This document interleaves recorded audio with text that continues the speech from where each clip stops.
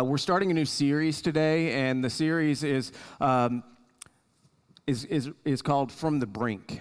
And what does it look like for you to kind of be on the brink of something? Now, being on the brink means that, well, some of you get really concerned when I get about right here. Because he's about to fall, right? And so that's kind of on the brink of falling. But what is it like when our life is on the brink of something? It's either on the brink of success or the brink of failure or the brink of a new crisis or just being different, right? Anytime that there's change or something going on, we struggle in it at times. But I want you to think back, and as we begin this morning, I want you to think back to when you were a kid. For some of us, it wasn't that long. For some of us, it was a long time, right? But when you were a kid, what did you imagine yourself to be as a much older person? Think back to maybe when you were in first grade, when you were thinking about, what am I going to do when I grow up? Because that's one of the first things that you answer anytime that you start a school year is like, what do you want to be when you grow up? Well, of course, I want to be an astronaut. Of course, I want to be a garbage truck driver. You know, I mean, we have all of these things that we just think are the most amazing things. And what are the characteristics? Because to be honest, you didn't think about a whole ton of different characteristics of a person that you would be when you were older. You thought about some of the traits, some of the things that you thought would be really cool. And when you figured out what the characteristics of this 30-year-old, right, this really old person was going to be, what constitutes old? As we get older, though, I want you to know it continues to get up there, right? And so, in my opinion, 70's looking pretty young. But what are the traits that you admired? What are the traits that you admired when the first grade you? And when you think about that and think back, what was it? It was like, listen, when I get really old, when I get to be 30, I'm going to play video games as much as I want. And no one's going to make me clean my room. And I don't have to eat my vegetables. And I can drive, right? Turns out when you get married, you can't do any of those things. But as we get older, the list of things that we think are important, it just changes. It changes. The chances are the things that you think are important now as you've gotten older are things like, listen, when I get older, when I become an adult, when I get to that place where people depend on me, I hope that I have strength. Not physical strength, well, that's kind of cool, but I hope I have resolve. I hope I have the stick-to-itness to go through life. And I hope that in that strength that I don't fail to have compassion, that I can look on the needs of others and have compassion, that I could be wise. Oh, that I could be wise, and that I could be kind. Now, of course, we're going to throw in the other things like being rich and famous and all of that other stuff. But the people that you enjoy being around, the people that you want to be with the most, they're the people that fill you with hope, the people that fill you with encouragement. Because you know the people on the other side of the happy scale. You know them. They're the ones that are bitter, the ones that are so absolutely hard to please. They're the ones that are so easily angered. Well, they're otherwise just crusty people. So when you were small, you didn't say, when I grow up and can be an adult and do anything I want to do, I hope that I become bitter, angry, and judgmental, just like Auntie Gertrude, right? You don't do that. You're not thinking that way. So what is it then that takes a child's life that looks to the future with hope, with this desire to see things go well, thinking that we're going to be the person that everybody wants to be around? We may not be famous, but people will like us. What is it that takes a child's life that's full of wonder and awe And decades later, it changes. In other words, how do we become cynical and bitter? Now, cynical, that's a word that we don't use a whole lot, but it's basically an attitude of distrust, a distrust of towards the ethical and social values and the rejection of the need to be socially involved. So basically, I don't care what you think, I only care what I think. I don't care to be involved in what you got going on because I'm fine alone and by myself, right? It's being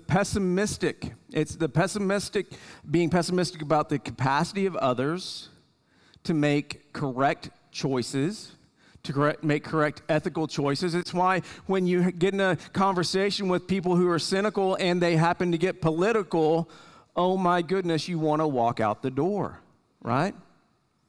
In short, people are only out for themselves when they become cynical. They're only out for the things that they want, the things that they need, and they focus only on what makes them feel comfortable. So when things don't work out, when they don't work out well, we just say, you know what, people, they're horrible. People are not good. And when we get in this position where we are cynical and bitter about life, what do we call ourselves? I'm a realist, right? The world's bad. It's going to hell in a handbasket. I'm just being real. If you want to look and think that everything's rosy and everything's going to turn out all right, well, you can just live in your little dream because I live in the real world. If that statement hurt, there's help, okay? So how does cynicism, how does bitterness take root in our lives? How does it take root? It comes in this kind of form. It comes with one failed relationship after another. It comes with this didn't work out, and this person didn't turn out to be a true friend, and these relationships just fail one after the other. I've been lied to. I've been betrayed. People have not come through in the places that I need them to come through. And obstacles continue to mount. They continue to mount. You know, all I'm trying to do is make myself better. But I run into roadblock after roadblock after roadblock, and it seems that nothing is going to work.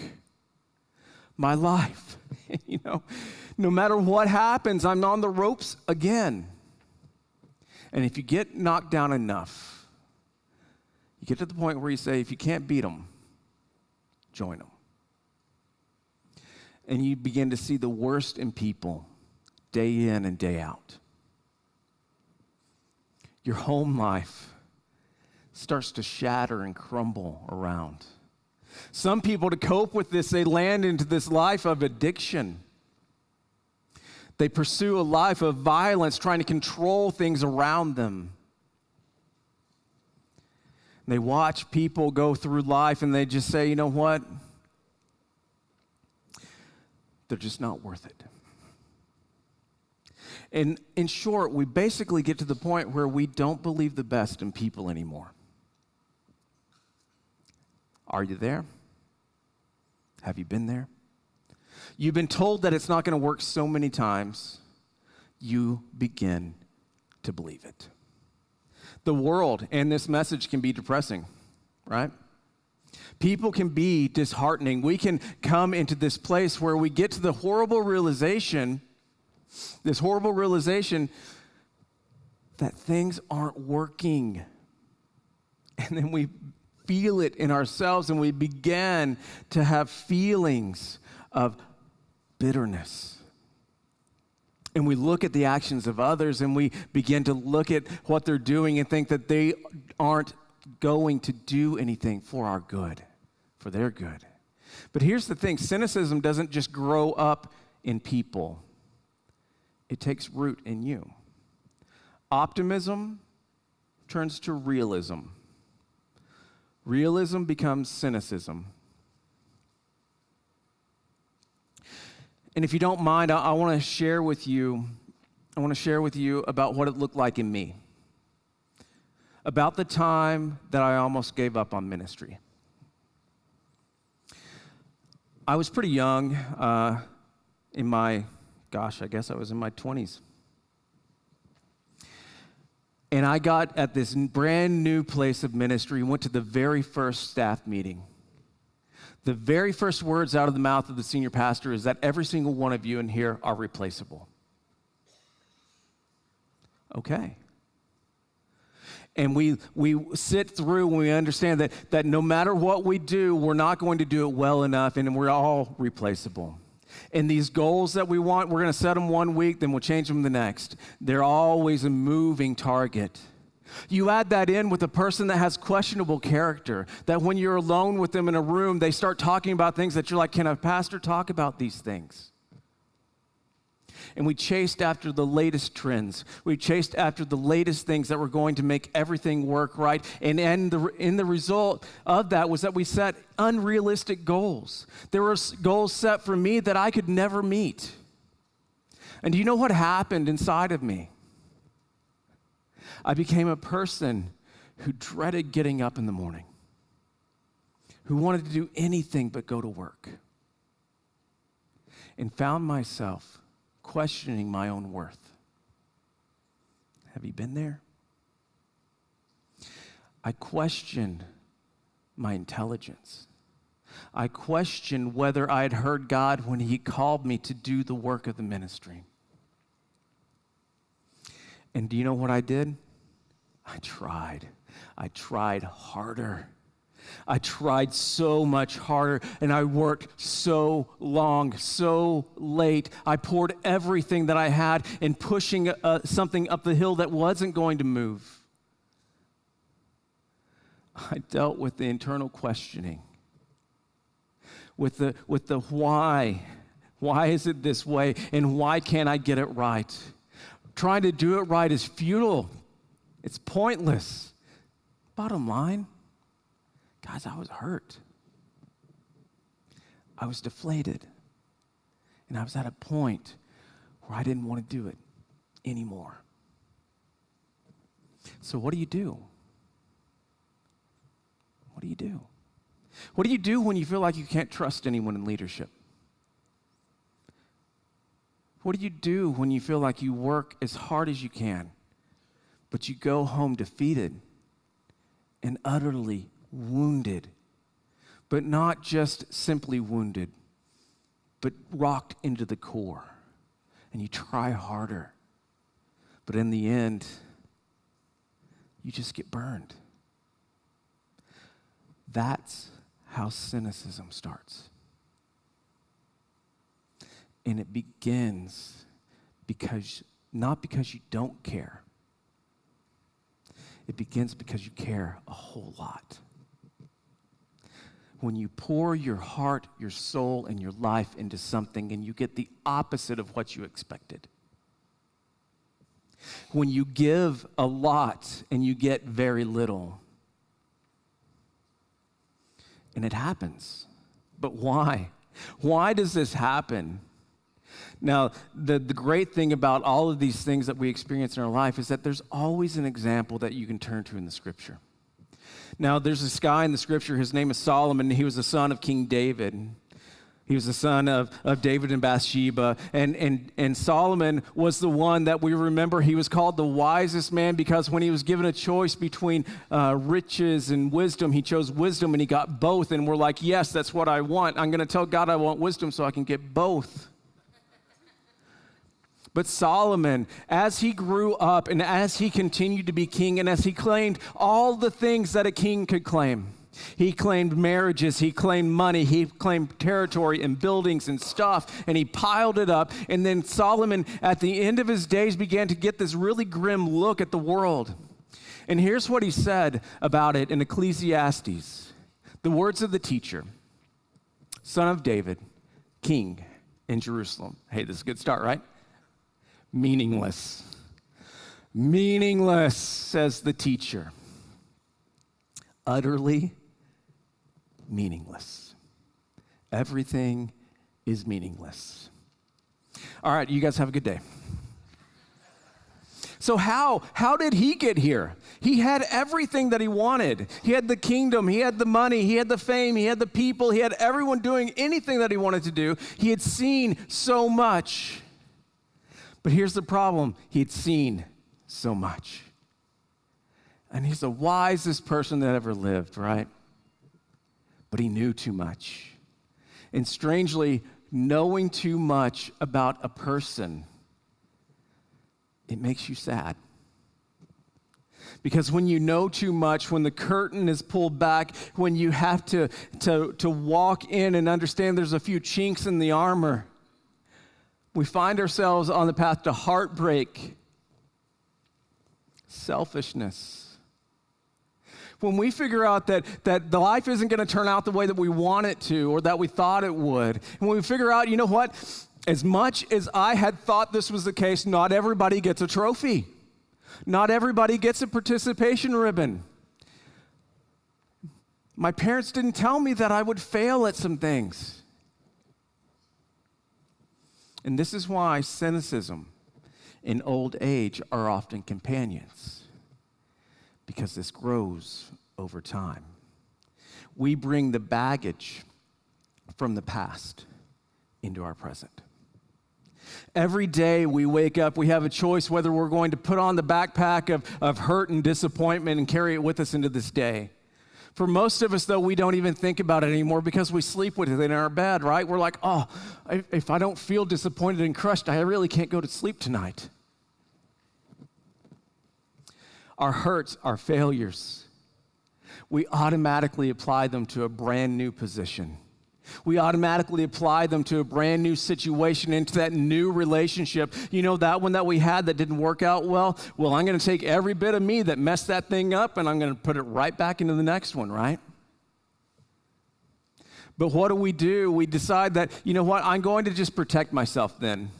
I'm going to build a fortress. I'm going to build this perimeter. I'm going to build this perimeter so I can protect myself, right? Well, we think we're protecting ourselves. So I put this perimeter, this boundary up, and that perimeter then becomes a fence. Then my fence becomes a wall. And that wall is really not enough, so I'm going to put a moat around it. Add a little bit of razor wire just for good measure. Because we said, I am not going to let it happen again. I won't let it happen again. It's not going to happen again. No way. And you're constantly then looking, searching, looking for problems, looking for threats, looking for the things that you said, you know what, that's not going to happen anymore. And we stop looking to the horizon with hope, and we look to the horizon to see what's going to come next. Over time, our heart becomes hard. And then we decide that it's best to stop believing. We have walls for protection, and we push away others.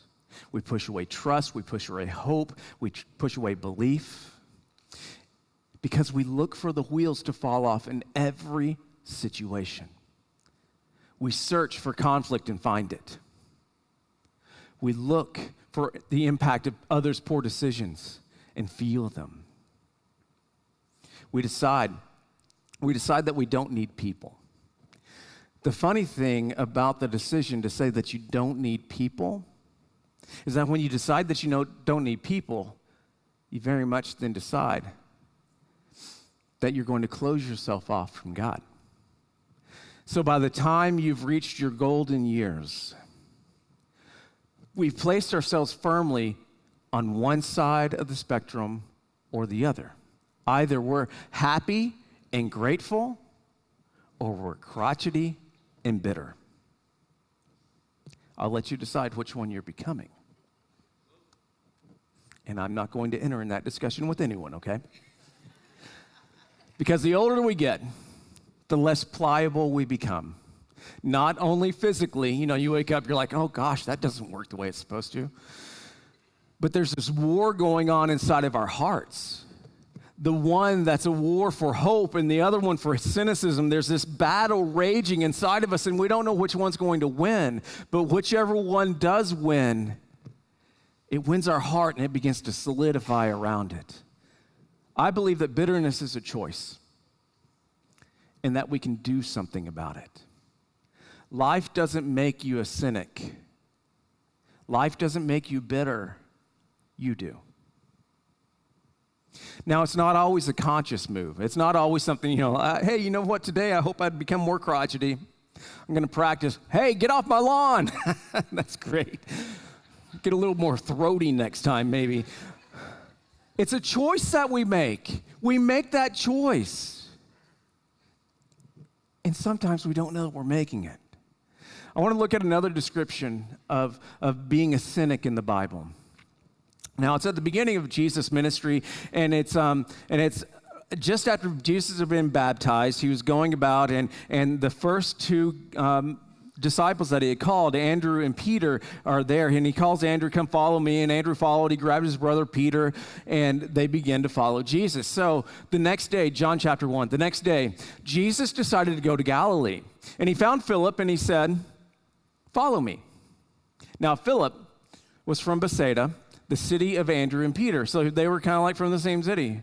And Philip found Nathanael and said to him, hey, we found him of whom Moses in the law and also the prophets wrote, Jesus of Nazareth, the son of Joseph.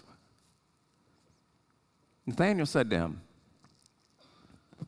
can anything good come from Nazareth? Before we pass over that, have you ever been in that situation where, like, really, can anything good come from that situation? I've been to Nazareth, and he says, I've heard of and I've dealt with these people from Nazareth. These Nazarenes, they are no good news, right? Not that there's a lot of good that will come from this anyway, but have you ever had that said the same thing about Christians? Have you ever had that said of you? The church? Can anything good come from the church? But Philip said to him, come and see. Jesus saw Nathanael coming and toward him and said of him, behold, an Israelite indeed, in whom there's no deceit. And I tell you what, if you tell that to me, I'll be like, oh my goodness, how are you being so nice to me? Nathanael, this is what he's saying. Jesus is saying, Nathanael, you are knowledgeable. You're knowledgeable. You are looking, you're searching, you're looking for the Messiah. You are a true Israelite. Nathanael, you are a man who will not be fooled. Because the Jews had been looking for Jesus, looking for the Messiah. So when Jesus called him a man in whom there is no deceit, he alluded to something in the Old Testament about Jacob. Now Jacob, in his beginning of his life, he was the one that came out of the womb grabbing his brother's heel, that one, right? But he was shrewd. He was a smooth operator. He practiced in a little bit of deceit and got a little bit of wealth from it, right? One day he encountered God, and he wrestled. And Jacob became Israel. And Nathanael then said to Jesus, excuse me, how do you know me? Or, how do you know me? Yeah, who knows how it goes. Jesus answered him, before Philip called you, when you were under the fig tree, I saw you. Jesus mentions this fig tree not because it's just this really great parlor trick, because the fig tree is a place of comfort, and it's also an image describing the coming kingdom of God. Zechariah says this, in that day declares the Lord of hosts, every one of you will invite his neighbor to come under his vine and under his fig tree. The faithful Israelites would sit under the fig tree as a symbol of their hopeful expectation that the Messiah would come. It is the part of a devout Jew that's looking forward to the Messiah, that's looking out on the horizon for hope. Jesus used these two things to answer the cynic's question in Nathanael's heart.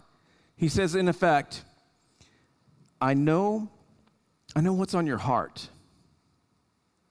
I know that you're looking for Messiah. If you want God's kingdom restored, I know that's what you want in your heart. There was no real high-pressure sales pitch to Nathanael. There was no, hey, come and hang out with us. If you don't like what I got to say, you can go on. There's no big sales pitch, no try before you die, or buy, or die. And he spoke directly to this place, though, that was hardening in Nathanael's heart. Nathanael answered him. There were no games. There were no gimmicks. Nathanael answered with a simple response of faith and joy. Rabbi, you are the Son of God. You are the King of Israel. The hope that was on the horizon broke through the hardening heart of the cynic Nathanael. And Jesus then would begin to tell Nathanael and show Nathanael just how much his heart would grow in the hope and the faith that can only come from the goodness, the gospel of Jesus. Jesus answered Nathanael, because I said to you, I saw you under the fig tree, do you believe? Oh, you will see greater things than these. Jesus tells Nathanael that he will see wonderful things. He will see big things. He will spur Nathanael on in understanding what does it mean to have your life and your heart transformed into the image of the Son of Man. What does it look like when the gospel impacts your life and transforms your heart? The gospel of hope transforms a hard heart to a living heart. The hope of Christ and the wonder of his grace gives us freedom to dream, freedom to be curious about the world, freedom to be hopeful that that gospel of Jesus can change anyone. And I want you to know that the gospel can change you, regardless of your baggage. The gospel can change you regardless of your past. Regardless of the hurts that you walk through, regardless of the hurts that you've caused or been just piled on you, regardless of your loss, there's a new creation. You can enter into this new creation through the transformation of Jesus in your heart. I want to take a look quickly at a person that maybe you've kind of skimmed by in Scripture. It's only 5 sentences in the Old Testament. And the reason I say you probably skimmed over it is because it's stuck in the middle of the genealogies, right? So-and-so begat so-and-so begat so-and-so. We're introduced to this man named Jabez. He's a descendant of Jacob, of Israel, of Judah, of David. We don't know his father's name. We don't know his mother's name. But we do know that his brothers were less honorable. 1 Chronicles chapter 4, verses 9 and 10. Jabez was more honorable than his brothers. And his mother called his name Jabez. And you're thinking, that's a pretty cool name. Saying, because I bore him in pain. How many of you were named after your mother's bad experience? So he's named after his mom's bad experience with his birth, and apparently she was the kind of person that would build a monument, stack up a reminder of her disappointment with the lives of her children. It was not a noble or a strong family name, but it was a reminder. Every time he was called for dinner, hey, Payne, come on in. Called by his friends. Anytime that his name was used, it was a reminder that you caused your mother pain. And then some of you are like, I know how that feels. You know the line, right? You know that line. When you don't clean, do you know how much pain you caused? You know how long I was in labor with you? Do you know the pain you caused me?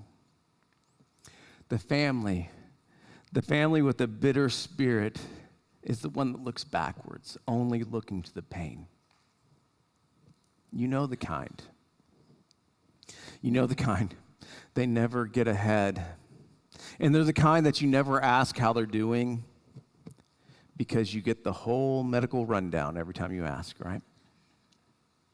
His family likely spoke of this self-fulfilling ruin, looking for the worst to happen, knowing that they had bad in the past and they're going to have bad in the present and they will have bad most certainly in the future, thinking that their past will bring them more pain, that their damage and loss will fill their days. One day, though we're not sure why, Jabez determined that he wasn't going to live that way anymore. So Jabez called upon the God of Israel. He spoke a prayer saying, "Oh, that you would bless me and enlarge my border, and that your hand might be with me, and that you would keep me from harm, so that it might not bring me pain." Jabez didn't want the hurt of his past, the past of his family, to rob him of his future. So many of those that we know, that you know, live in a world where they can't see past their pain. They can't see past their current disappointments. And they live their life. They live the life of their parents and their parents before them. But Jabez, he asked God to free him and to be with him. And we are told that God granted his request. And God granted what he asked. He said, "Free me from my name. Free me from my darkness. Free me from my past. Free me from a life that doesn't have hope." And how did he know? How did Jabez know that is what he was supposed to ask from God? Well, it's because he knew that he was from the tribe of Judah. He knew that the blessing was that Judah would be a lion, and that he'd be royal, and that he'd rule. All nations would bow to Judah, and they would walk in victory. Jabez saw that there was a heritage that he could claim. And by virtue of faith, he chose to cry out to the only one that could change it, the only one that could make that blessing absolutely true. And you know what? He was freed by a loving God who hears and who responds. Paul said, if anyone is in Christ, he is a new creation. The old has passed, and behold, the new has come. You can become curious once more. Jesus gave his followers a reason to ask why. Why does it have to be that way? Why do I think that way? Why not? Why can't we dream? Why can't we do better things? Why can't we change? What if it was different? What if things were better?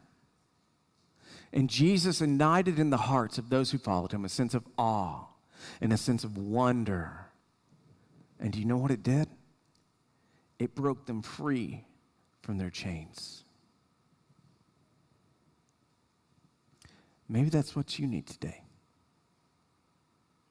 To let the power of the gospel, never let you settle. Never let you settle into a place that is without hope, that is without possibility. I don't believe that we should be satisfied in a life that does not see the wonder of Jesus. I don't believe that we were created to live in a life that's held down by chains of fear, guilt, and pain. We can believe again. We can hope again. We can trust, and we can be curious. If you cultivate curiosity long enough, hope will flourish. And when hope flourishes, cynicism doesn't stand a chance. Now, if you're wondering how my story turned out, obviously I didn't quit, right? And it's because I had people who loved me, who said, don't look at your current situation and know that God called you to something that was greater than your present trouble. Guys, I have an amazing wife that on those moments where I feel down and discouraged, she will point me to the hope that we have in Jesus. Guess what? Every now and then I get the opportunity to do that with her. Don't let your present baggage destroy your future. Look to the horizon and hope. Because when hope abounds, life just begins.